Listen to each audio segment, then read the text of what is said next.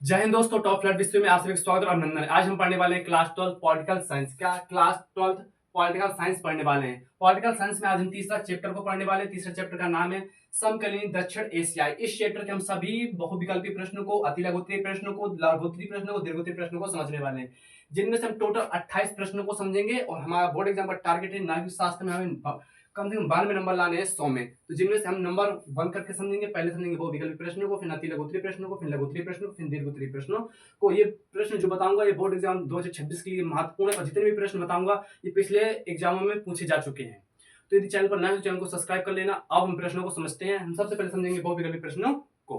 पहला प्रश्न है, और जितने प्रश्न सभी बोर्ड एग्जाम में पूछे गए हैं। तो पहला प्रश्न है कि बांग्लादेश का गठन कब हुआ था। बांग्लादेश का गठन कब हुआ? 1970, 1971, 1975 या 1991। तो बताओ बांग्लादेश का गठन कब हुआ था? तो 1971 को बांग्लादेश का गठन हुआ था। दूसरा क्वेश्चन है हमारा कि दक्षेस अर्थात सार्क की स्थापना किस वर्ष हुई थी। अर्थात कि सार्क की स्थापना किस वर्ष हुई थी। सार्क को वही दक्षेस कहते हैं। तो दक्षेस की स्थापना कब हुई थी? 1986, 1985 या 1990 या 1992।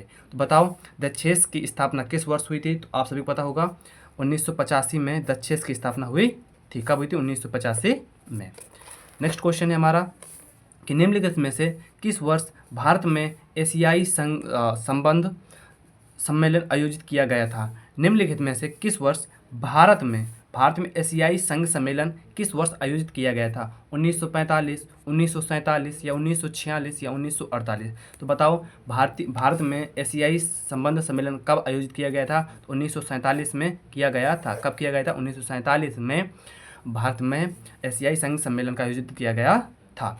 नेक्स्ट क्वेश्चन है हमारा कि निम्नलिखित में से देश दक्षेस का सदस्य नहीं, अर्थात सार्क का देश नहीं है। अर्थात सार्क का देश नहीं है, या फिर हम कह सकते हैं कि दक्षेस का देश नहीं है। भूटान नहीं है, मालदीव नहीं है, म्यांमार नहीं है, श्रीलंका। तो बताओ निम्नलिखित में से कौन सा देश दक्षेस का सदस्य नहीं है। तो आप सभी को पता होगा म्यांमार है जो वो सदस्य नहीं है। नेक्स्ट क्वेश्चन है हमारा कि दक्षिण एशिया मुक्त व्यापार क्षेत्र समझौता कब प्रभावी हुआ।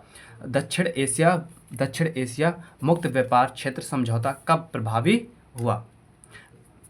1 जनवरी 1906, 1 जनवरी 2002, 1 जनवरी 2004 या 1 जनवरी 2005। तो बताओ दक्षिण एशिया मुक्त व्यापार क्षेत्र समझौता कब से प्रभावी हुआ। तो आप सभी को पता होगा 1 जनवरी 2006। कब? 1 जनवरी 2006 में ये दक्षिण एशिया मुक्त व्यापार क्षेत्र समझौते में प्रभावी हुआ था। ठीक है। नेक्स्ट क्वेश्चन है हमारा कि आमतौर पर दक्षिण एशिया में कुल कितने देश शामिल हैं। आमतौर पर दक्षिण एशिया में कुल कितने देश शामिल हैं? 5, 7 या 6 या 10। बताओ आमतौर पर दक्षिण एशिया में कुल कितने देश शामिल हैं। तो 7 देश शामिल हैं। कितने देश शामिल हैं? 7 देश। कितने? 7 देश हैं वो दक्षिण एशिया में शामिल हैं। तो ये क्वेश्चन 6 क्वेश्चन आपको समझ में आ गए होंगे। अब हम समझेंगे इनके आगे पर एक बार इनको और समझते हैं कि आमतौर पर दक्षिण एशिया में कुल कितने देश शामिल है। तो 7 देश शामिल है। दक्षिण एशिया मुक्त व्यापार क्षेत्र समझौता कब से प्रभाव में आया? तो 1 जनवरी 2006 में आया था। निम्नलिखित में से कौन सा देश दक्षेस का सदस्य नहीं है? तो म्यांमार नहीं है। निम्नलिखित में से किस वर्ष में एशियाई संघ समझौता भारत में आयोजित किया गया था? तो 1947 में किया गया था। सार्क की स्थापना कब हुई थी? 1985 की हुई थी। बांग्लादेश का गठन कब हुआ था? तो 1971 में हुआ था।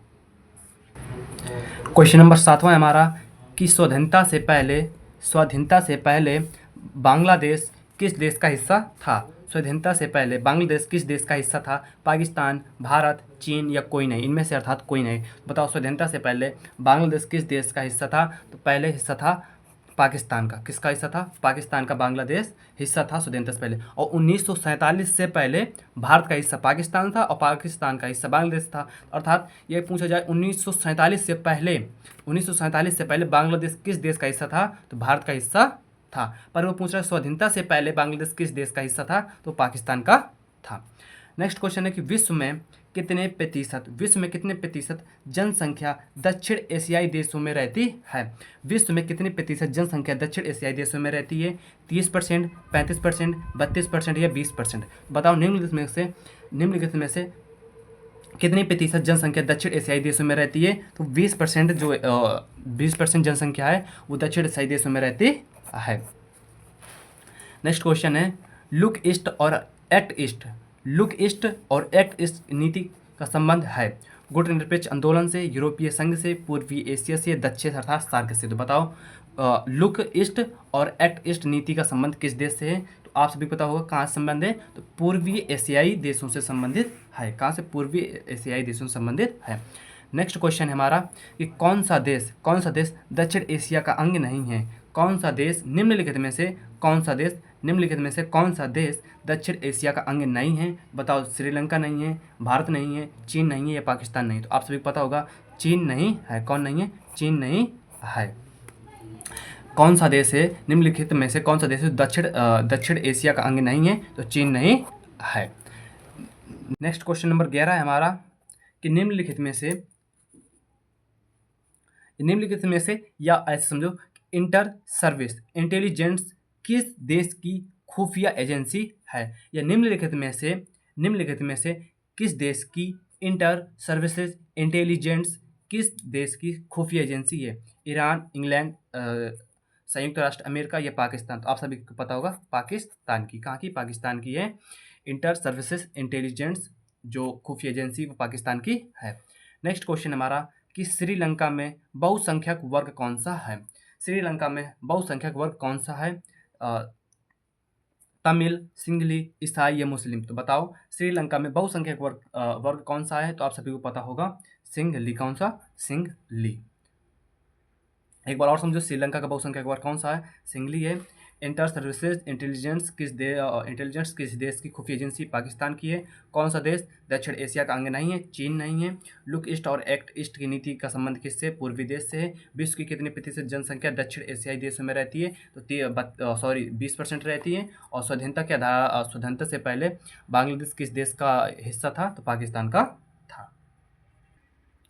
क्वेश्चन नंबर 13 है हमारा कि नेपाल किस वर्ष में लोकतांत्रिक गणराज्य बना? नेपाल किस वर्ष में लोकतांत्रिक गणराज्य बना? 2010, 2008, 2006 या 2001? तो बताओ कि नेपाल किस वर्ष लोकतांत्रिक गणराज्य बना? तो 2008 में बना था। कब बना था? 2008 में नेपाल लोकतांत्रिक गणराज्य बना था। क्वेश्चन नंबर 14 है हमारा कि भारत में परमाणु परीक्षण कब हुआ था? भारत में परमाणु परीक्षण कब हुआ था? मई 1974, जनवरी 1974, जून 1975, अगस्त 1979 में? तो बताओ कि भारत में परमाणु परीक्षण कब हुआ था? मई 1974 में कि 75 में? 74 में? बताओ। तो मई 1974 में भारत में परमाणु परीक्षण हुआ था। कब हुआ था? मई 1974 में भारत में परमाणु परीक्षण हुआ था। क्वेश्चन नंबर 15 है हमारा कि दक्षिण सार्क देशों की संख्या कितनी है? सार्क देशों की संख्या कितनी है? आप सभी को पता होगा 6, 7 या 8 या 7, 5, 6, 7, 8? बताओ तो निम्नलिखित में से दक्षिण सार्क देशों की संख्या कितनी है? 8 है। कितनी है? 8 है। कितनी है? 8 है। इनमें कौन कौन से देश शामिल है? देखो सार्क में भारत, बांग्लादेश, पाकिस्तान, नेपाल, भूटान, श्रीलंका, मालदीव तथा अफगानिस्तान शामिल है। अब हमें समझना है ये थे हमारे 15 बहुविकल्पीय प्रश्न जो महत्वपूर्ण के साथ साथ में अति महत्वपूर्ण है, जिनके बोर्ड एग्जाम 2026 में पूछे जाने के चांस बन जाते हैं, तो इनको अच्छे से तैयार कर लेना। अब हम समझते हैं अति लघु उत्तरीय प्रश्नों को। किनको? अति लघु उत्तरीय प्रश्नों को आप समझते हैं, जिनमें से हमारा पहला ही क्वेश्चन है कि सार्क या वर्तमान सार्क के सदस्य देशों की कुल संख्या कितनी है? अभी हमने समझा कितने? 8 है। अब इनका 8 को नाम लिखना होगा आपको, तब जाकर आपको अति लघु उत्तरीय प्रश्न के नंबर मिलेंगे। देखो सार्क में कितने देशों की संख्या है? एक तो ये क्वेश्चन बनेगा। ये फिर वर्तमान में सार्क के सदस्य देशों के नाम लिखने हैं, जिनमें से देखो भारत, बांग्लादेश, पाकिस्तान, नेपाल, भूटान, श्रीलंका, मालदीव तथा अफगानिस्तान देश हैं। सार्क में वर्तमान में 8 सदस्य हैं, 8 सदस्य देश हैं। नेक्स्ट क्वेश्चन है हमारा कि नेपाल में राजतंत्र को कब समाप्त किया गया अथवा नेपाल गणतंत्र कब बना था? ठीक है, तो नेपाल में राजतंत्र को समाप्त कब किया गया अथवा नेपाल गणतंत्र कब बना? तो नेपाल में पिछले 240 वर्षों में नेपाल में पिछले 240 वर्षों में चले आ रहे राजतंत्र अर्थात राजा का शासन, राजतंत्र में होता है राजा का शासन, ठीक है, को 28 मई 2008 को समाप्त किया गया था और नेपाल में गणतंत्र की स्थापना की गई थी, ठीक है। क्वेश्चन था हमारा कि नेपाल में गणतंत्र को कब समाप्त किया गया या नेपाल गणतंत्र कब हुआ, तो नेपाल में 240 वर्षों से चले आ रहे राज्य तंत्र अर्थात राजा के शासन का अंत हुआ था और 28 मई 2008 को ये समाप्त कर दिया गया था और नेपाल में गणतंत्र की स्थापना की गई थी। नेक्स्ट क्वेश्चन हमारा क्वेश्चन नंबर तीसरा है कि दक्षिण एशिया के किन्हीं दो देशों के नाम बताइए। दक्षिण एशिया के किन्हीं दो देशों के नाम बताइए, ये 4 देशों के नाम बताइए। देखो दोनों प्रकार से प्रश्न पूछता है कि दक्षिण एशिया के किन्हीं 2 देशों के नाम बताइए या दक्षिण एशिया के किन्हीं 4 देशों के नाम बताइए। तो भारत, पाकिस्तान, श्रीलंका एवं बांग्लादेश हैं। दक्षिण एशिया के 4 महत्वपूर्ण देश हैं। कौन कौन से? भारत, पाकिस्तान, श्रीलंका एवं बांग्लादेश। नेक्स्ट क्वेश्चन नंबर चौथा है हमारा कि दक्षिण एशिया के 2 सबसे छोटे देशों के नाम बताइए। 2 सबसे छोटे देशों के नाम बताइए। तो मालदीव और सिंगापुर हैं। कौन कौन? मालदीव और सिंगापुर हैं। नेक्स्ट क्वेश्चन है हमारा क्वेश्चन नंबर 5वां है हमारा कि सार्क की स्थापना कब हुई थी, इसका पूरा नाम क्या क्या है बताइए। सार्क की स्थापना कब हुई थी, इसका पूरा नाम बताइए, ठीक है। तो सार्क का पूरा नाम है दक्षिण एशियाई क्षेत्रीय संगठन अर्थात सार्क की स्थापना 1985 ईस्वी में की गई थी। इसमें बांग्लादेश, भूटान, भारत, मालदीव, नेपाल, श्रीलंका, पाकिस्तान और अफगानिस्तान सार्क के वर्तमान 8 सदस्य देश हैं। सार्क की स्थापना कब की गई थी, इसका पूरा नाम क्या है? तो सार्क का पूरा नाम है दक्षिण एशियाई क्षेत्रीय संगठन। सार्क की स्थापना 1985 में की गई थी। इसमें बांग्लादेश, भूटान, भारत, मालदीव, नेपाल, श्रीलंका, पाकिस्तान और अफगानिस्तान देश शामिल हैं, जिनमें से वर्तमान में इनकी संख्या 8 है। नेक्स्ट क्वेश्चन है हमारा कि साफ्ट समझौता पर कब हस्ताक्षर हुआ था। साफ्ट समझौता पर कब हस्ताक्षर हुआ था? 29 जून 2005 को यहाँ पर हस्ताक्षर हुआ था, साफ्ट समझौता हुआ था। ये थे हमारे 6 अति लघुत्तरीय महत्वपूर्ण प्रश्न। ये महत्वपूर्ण के साथ साथ में अति महत्वपूर्ण है जो बोर्ड एग्जाम 2026 में आने के चांस बन जाते हैं। अब हम समझते हैं अति लघुत्तरीय प्रश्नों को। नेक्स्ट टॉपिक है हमारा अति लघुत्तरीय प्रश्न फर्स्ट। अति लघुत्तरीय प्रश्न फर्स्ट। देखो इस जो पेपर है इसमें फर्स्ट और सेकंड करके आपके प्रश्न पूछेगा, जिनमें से फर्स्ट जो होते हैं वो थोड़े छोटे होते हैं और जो सेकंड होते हैं वो थोड़ा दीर्घ टाइप के होते हैं, वो थोड़ा लंबे होते हैं। जिनमें से हमारा पहला प्रश्न है कि श्रीलंका में जातीय संघर्ष के 2 कारण लिखिए, अथवा श्रीलंका में जातीय संघर्ष क्या था, इसका समाधान कैसे निकला, ये बताइए। कि श्रीलंका में जातीय संघर्ष के 2 कारण बताइए या श्रीलंका में जातीय संघर्ष क्या था, इसका समाधान कैसे हुआ। तो श्रीलंका में जातीय समस्या का समाधान पहले समझ लेते हैं, ठीक है। कि श्रीलंका में सिंघली और तमिल के बीच लंबे संघर्ष का अंत मई 2009 में लिट्टे के सर्वोच्च नेता प्रभाकर के मर जाने के साथ समाप्त हुआ था, ठीक है, मर जाने के साथ हुआ था। श्रीलंका की सरकार ने धीरे धीरे लिट्टे के प्रभाव वाले क्षेत्र पर अधिकार कर लिया और इस तरह से गृह युद्ध समाप्त हो गया था। श्रीलंका में 2 प्रकार के लोग निवास करते हैं, एक निवास करते हैं सिंघली और एक करते हैं तमिल। श्रीलंका में सिंघली और तमिल के बीच लंबे संघर्ष का अंत मई 2009 में लिट्टे के सर्वोच्च नेता प्रभाकर के मर जाने के साथ समाप्त हुआ था और श्रीलंका की सरकार ने धीरे धीरे लिट्टे के प्रभाव वाले क्षेत्र को अधिकार कर लिया था और इस तरह से यह गृह युद्ध समाप्त हो गया था। अब हम समझते हैं इसके 2 कारण कौन कौन से थे। देखो कारण समझो कि श्रीलंका में बहुसंख्यक सिंघलियों ने धर्म और भाषा के आधार पर एक नए राज्य का निर्माण के प्रयास शुरू किए गए थे, जिसका तमिल ने विरोध किया था।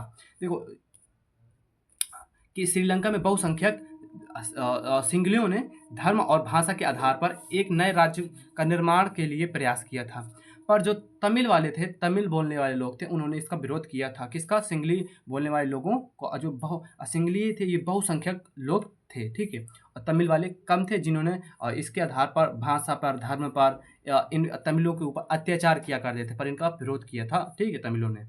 श्रीलंका सरकार ने तमिल के प्रति भेदभाव तथा उपेक्षा की नीति ने भी जातीय संघर्ष को बढ़ा दिया था। ये थे इसके 2 कारण, ठीक है, पहला कारण क्या था कि श्रीलंका में बहुसंख्यक सिंगलियों ने धर्म और भाषा के आधार पर एक नए राज्य के निर्माण के प्रयास शुरू किए थे, जिसका तमिलों ने विरोध किया था।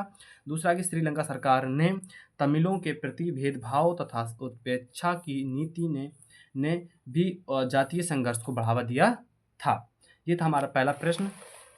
अब हम समझते हैं नेक्स्ट क्वेश्चन। नंबर दूसरा है हमारा कि दक्षेस के गठन का मुख्य उद्देश्य बताइए, अथवा सार्क के किन्हीं दो उद्देश्यों का उल्लेख कीजिए। सार्क या दक्षेस एक ही है, ठीक है, कि दक्षेस के गठन का मुख्य उद्देश्य क्या था, या सार्क के किन्हीं दो उद्देश्यों का उल्लेख करना है। तो पहला समझो कि सार्क का मुख्य उद्देश्य यह है कि दक्षिण एशिया के राज्यों में सहयोग बढ़ाए और एक दूसरे के विकास में सकारात्मक सहायता प्रदान करे। दूसरा है कि दक्षिण एशिया में आर्थिक प्रगति, सामाजिक उन्नति तथा सांस्कृतिक विकास में तेजी लाना था।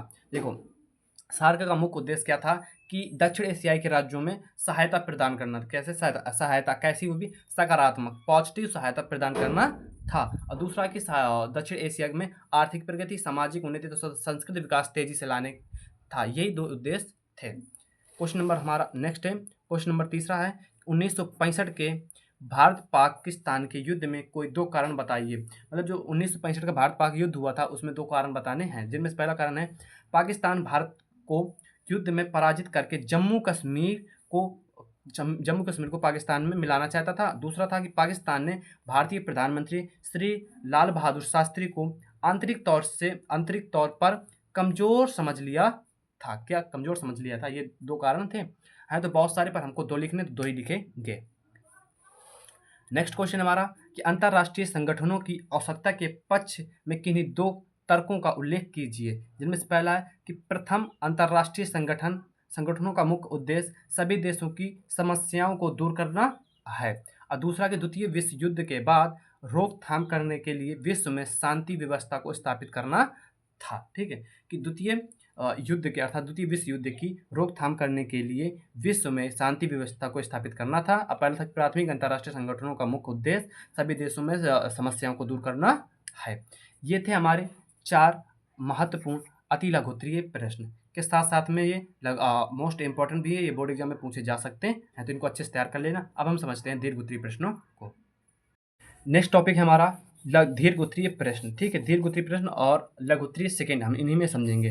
उनमें से पहला प्रश्न है कि दक्षेस क्या है। दक्षेस में भारत की भूमिका का वर्णन कीजिए, अथवा सार्क की स्थापना कब हुई थी, इसके उद्देश्यों का वर्णन कीजिए, अथवा दक्षिण एशिया में सार्क की भूमिका की आलोचनात्मक विवेचना कीजिए। देखो, ये 2022 ईटी के सेट में पूछा गया था। यदि आपके पास 2022 का पेपर हो तो उठा के देखना, ये क्वेश्चन आपको मिल जाएगा। 2022 के EF वाले सेट के उठा के देखना, यहाँ मिल जाएगा। ये 2022 और 24 दोनों में पूछा गया था। ठीक है, तो इस वजह से देखो 22 में पूछा गया, 24 में पूछा गया, 25 में नहीं पूछा गया, तो अर्थात ये 26 में पूछा जा सकता है। तो इस वजह से ये क्वेश्चन महत्वपूर्ण हो जाता है कि देखो इसमें क्या क्या लिखना है वो समझो। कि देखो, जब अति लघुत्तरीय सेकंड में पूछेगा तो आपसे क्या पूछेगा? दो चीज़ें पूछेगा कि दक्षेस क्या है, इसके उद्देश्य का वर्णन कीजिए। ठीक है, जैसे ये वाला क्वेश्चन है। ठीक है, कि सार्क की स्थापना कब हुई थी और इसके उद्देश्य का वर्णन कीजिए। तो हमें इसको आंसर में क्या क्या लिखना है वो समझो कि दक्षेस की स्थापना कब हुई थी, आपको इसका विस्तृत रूप में लिखना है। सार्क के उद्देश्य को विस्तृत रूप में लिखना है, सार्क के सिद्धांत को विस्तृत रूप में लिखना है, शिखर सम्मेलन जितने हुए उनको लिखना है, उपलब्धियों को लिखना है। ये टिप्स हैं, इनका आंसर नहीं मैं लेकर आया क्योंकि वीडियो बहुत बड़ी हो जाती है, फिर आपको बोरिंग महसूस होने लगती है। इस वजह से मैंने इसका आंसर नहीं लिखा, पर आपको टॉपिक बता दिया। इन टॉपिक को आपको इसके अंदर लिखना है। देखो, जब कहा कि दक्षिण एशिया के सार्क की भूमिका की आलोचनात्मक विवेचना कीजिए, तो देखिए इसमें लिखना पड़ेगा आपको सार्क की स्थापना, सार्क के उद्देश्य, सार्क के सिद्धांत, शिखर सम्मेलन और उपलब्धियाँ। ये आपको टॉपिक पढ़ने हैं इनमें। ठीक है, ये था पहला क्वेश्चन। दूसरा और तीसरा क्वेश्चन भी समझो। दूसरा क्वेश्चन है कि दक्षिण एशिया के विभिन्न पड़ोसी देशों के साथ भारत के सकारात्मक एवं नकारात्मक पहलुओं का उल्लेख कीजिए। 2024 के सेट में ET के सेट में पूछा गया था, पेपर हो तो उठा के देखना, ये क्वेश्चन आपको मिल जाएगा। और महत्वपूर्ण भी है कि दक्षिण एशिया के विभिन्न पड़ोसी देशों के साथ भारत के सकारात्मक एवं नकारात्मक पहलुओं का उल्लेख करना है। तीसरा क्वेश्चन हमारा कि दक्षिण एशिया से क्या अभिप्राय है।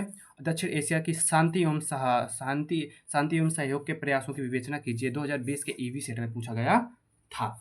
दोस्तों ये चैप्टर यहीं पर समाप्त होता है। मैंने आपको 3 दीर्घ-उत्तरीय प्रश्न बताए जिनके आंसर नहीं बताए। देखो वीडियो बहुत लंबी हो जाती है जिससे आपको लगता है कि मेरा टाइम वेस्ट हो रहा है और आपको बोरिंग भी महसूस होने लगती है। उन प्रश्नों को आप किताब में एक बार देख लेना, उन टॉपिकों को याद कर लेना, पढ़ लेना। याद क्या करना, वाक्यों को समझना, वर्डों को समझा जाता है जिससे आपको माइंड में याद बने रहे, जिससे आप उस वर्डों को समझकर उनमें 10 से 12 वर्डों को बनाकर लिख पाएँगे। तो बस आपका ये समझो आपको कोई नहीं रोक सकता 92-93 नंबर लाने से नागरिक शास्त्र में। तो ये वीडियो कैसी लगी कमेंट में जरूर बताना। आप मिलेंगे नेक्स्ट वीडियो में, जब तक के लिए जय हिंद जय भारत।